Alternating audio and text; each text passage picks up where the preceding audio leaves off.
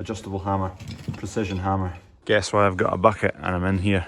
Let's not wipe out the electricity pole. One crafty escapee. Got a wee party of cows following me this morning. Morning, Holly. What a bee. Big breakdown. There's a drill working there.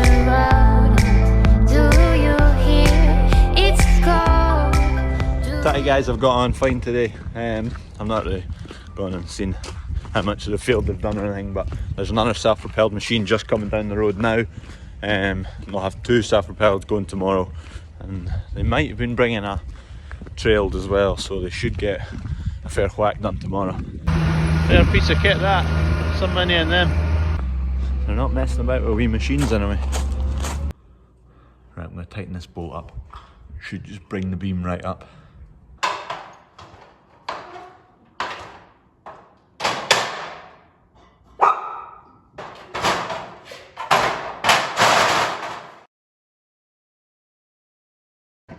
The nuts up the top have loosened themselves. I did have 2 locked together, but they've managed to loosen themselves, so I need to go up the top, tighten them so I can tighten this, because the thread's just spinning. Anyway, I'll finish that first thing in the morning.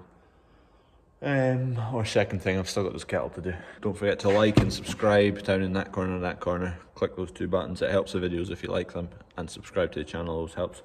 Only like 30% of people who watch are actually subscribed. Anyway, thanks for watching. Cheers. Skung ho this morning, low-rise and trailers and forklifts everywhere. Gonna get these cattle in just as soon and as quick as I can. Open that gate again.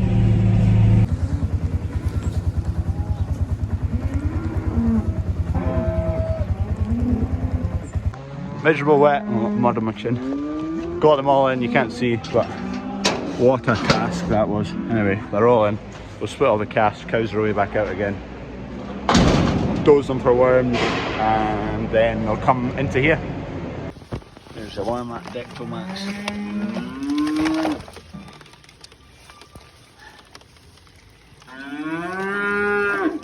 Swing this over my shoulder. Put the wormer here, squisher here. I need to check what they're getting actually. 20 mil.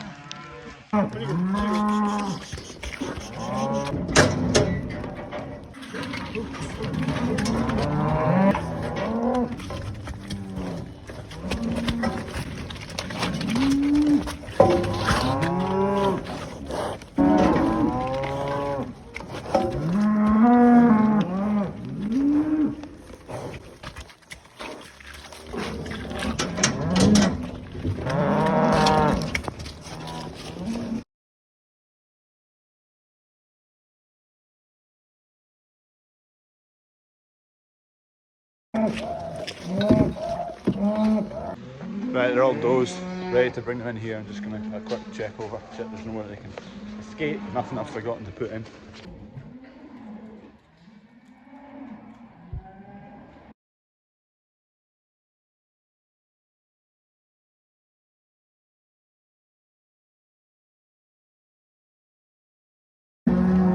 One crafty escapee. One decided to just fire straight through the fence.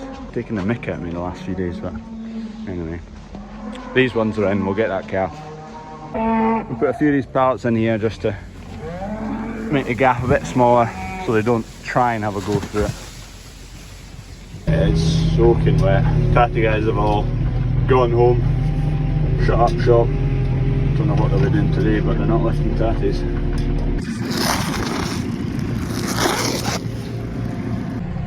That should keep them happy. Well, relatively. How much easier of a job it would have been yesterday if I hadn't made an arse of it and it was dry. It's done now. I'm soaked, but job's done. Also, a dosing gun decided to pack itself in. You pull the trigger, you compress that cylinder, and whatever fluid's in there get pushed out the end. But this fluid isn't coming into this cylinder because this is not sealing on the way back in. So when you push it like that and it releases, it's meant to draw up that pipe rather than in this hole, because it's meant to seat on a valve kind of in there. Well, that is the valve, but surely there's meant to be an O-ring there, but it's not been taken apart. There must be meant to be an O-ring sitting there somewhere. I don't see a groove for it though, and I'm a bit confused. Anyway, I've got this one, I found it. It's actually pretty good. Unless that O-ring's not sealing, or through the middle's goosed, I don't know. Right, should be fine there now to tighten.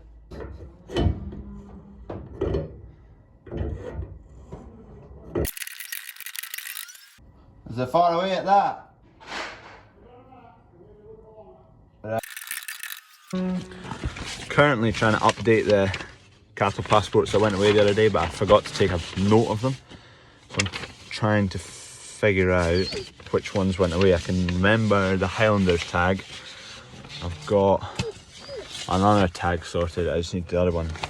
I've got one more that I can't get the tag of, but I can check the passports of what we've got on the farm and reference what's missing now, because I know it's got 2 8s in it, but there's another 2 with 2 8s in them. So I'll check which passports we've still got, and I'll be able to sort that out. You have to register them, the movement off of the farm within 3 days. So today's the 3rd day.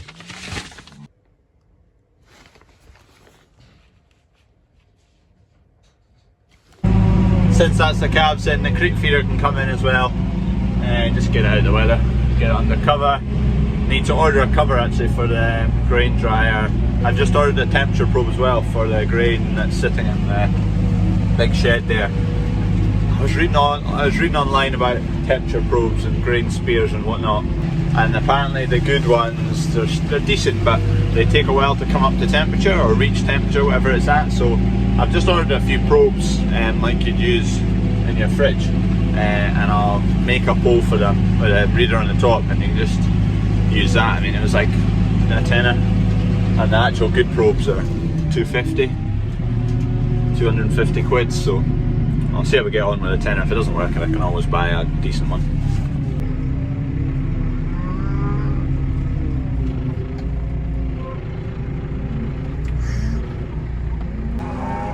Let's not wipe out the electricity pole. Get this in the shed. There's a John Deere. What's it, 6155R? I know nothing about them. Nothing about John Deere apart from the green. And there's a lot of fans. Fendt 724. Seem to be a fairly popular tractor anyway. But again, don't know a huge lot about them. I've only ever driven New Holland tractor. Maybe been inside a couple of others when I was younger, but nothing else. We're going to get some demos just to try. Kind of considering a change of tractor. See how we get on. We'll demo a few others. I can't really say too much at the moment because I've never tried anything else. They've dried off now. They were soaking wet when they came in, but nice and dry. That's the risk for getting pneumonia, is they get that when they're kind of damp, whether they're damp like that or whether they heat up and sweat, and then they get cold and shivery and they catch pneumonia. So good ventilation keeps them from overheating and sweating. Dry bedding keeps the moisture off them again. But they're looking fine now. Wee bit concerned. See that wee calf there? It's just a bit knuckly on the front end. Sometimes goes on its front knees and when it's eating. So keep an eye on it. There's not much we can do at this stage. Just have to keep an eye on it. But as it gets bigger, it can get worse. Dunk's obviously got a couple of flails to change on the topper here. There's one over there. Snapped.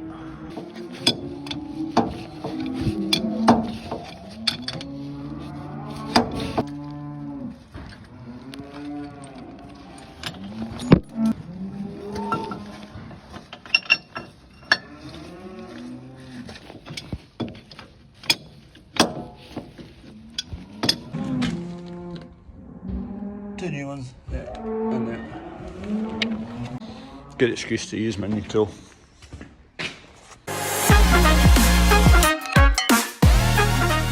New tool day. A hammer, adjustable hammer, precision hammer. To use this end, waller stuff. You can also use it as an adjustable to open nuts and bolts. 450mm shank, ground, chuck, both sides. It's got a marker on it, not to 60mm but only goes to 53mm. It's like the speedo in your car. Sealy 40 something pounds, and it'll be a manganese phosphate finish on there, that black that you see, just a corrosion resistance. Chrome vanadium, a lot of tools like this, sockets are all made of chrome vanadium, so it's chromium and vanadium, the two elements. So this is a steel product. Steel's made up of carbon, silicon, magnesium, chromium, vanadium and various other bits and bobs, but basically this has more chromium and more vanadium in it than the likes of just normal mild steel. And what the chromium does, it adds hardenability to it as well as resistance to oxidation, and there's a couple other things the chromium does, but I can't remember. And the vanadium is to do with the grain structure of the steel. So steel has a grain structure just like this. Let's say that block was a grain structure, and the vanadium refines it, so it makes these wee blocks smaller, and that makes it stronger and more durable. So the likes of this, normal sockets, like these are chrome vanadium. Should last a lifetime if I don't lose it. Also, the impact sockets are not chrome vanadium because they're too aggressive on the anvil of like your impact gun. It would wear that down, so they don't use chrome vanadium for impact sockets. That's also why you don't use impact sockets on your impact gun, as well as they've got a much thinner wall, these sockets and impact sockets, so you can break them as well. Guess why I've got a bucket and I'm in here. There's a bucket already been put in here, but water.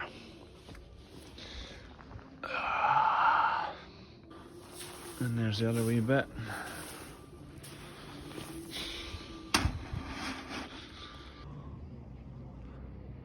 Wet patch, so it's coming in the top there obviously and going into both purlins, running along the purlins to where there's a joint in the purlin, or this one's got a drill hole in it, that's why it comes out here, whereas the other one there is actually over there where there's a joint in the purlin, so it's running along the purlin and seeping through there. It's that second seam down from the apex. Tatty guys are clearing out elsewhere, it's too wet here. They're just changing some of their webs, what do you say, 40mm to a 45mm web. Let a bit more soil through, I think. Must do that when it's wet, and they're going to bigger potatoes.